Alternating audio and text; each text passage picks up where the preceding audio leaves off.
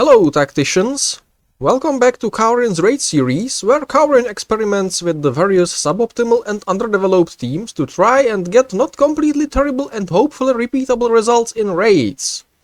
I'm your host, the aforementioned Khârn, and I swear I didn't steal this intro from Science and Futurism with Isaac Arthur.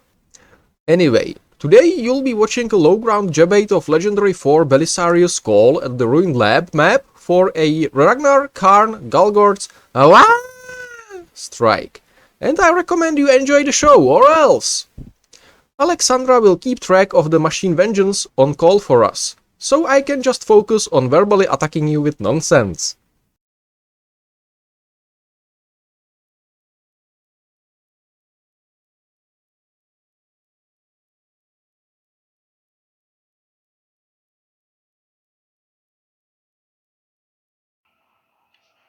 Start by moving Khârn directly south of the middle fire to be Call's target and able to buff the high ground hex in the east even when he gets suppressed, and Eldy to the southwest of him to bait the Admex.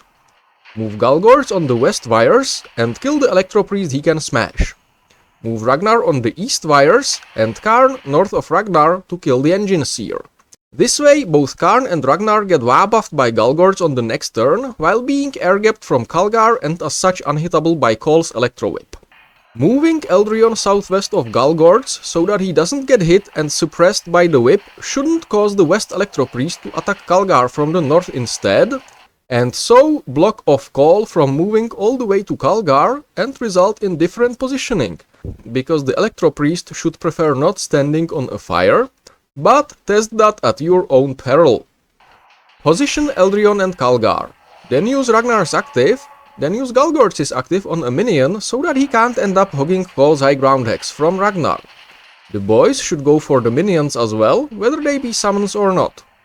Ragnar is now seriously buffed and can land an 11 hit strike on Cawl. Depending on what happened with the boys, clear as many enemies as you can with Eldryon and Khârn.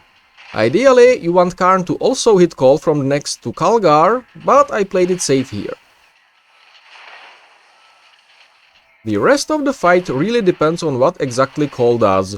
He loves to move to maximum distance with his hyper melta beam whatever thing, ending out of your range, and hopefully your boys and Gulgortz can keep any further waves of summons contained. Just do your best to stack buffs, try to steer Khârn's berserking away from your units, and keep an eye out on how many stacks of Machine Vengeance Cawl has and what round it is, because starting at round 5 you may want to retreat from the fight before using your last action for the turn if your team can't outdamage Call's healing. Also, you can stop avoiding the Hyperbeam when Cawl reaches 10 stacks to deal a little extra damage, because Call's bombardment will most likely wipe you out at this point anyway. And as a bonus, if it does, Call's self-repair doesn't trigger anymore. Good luck!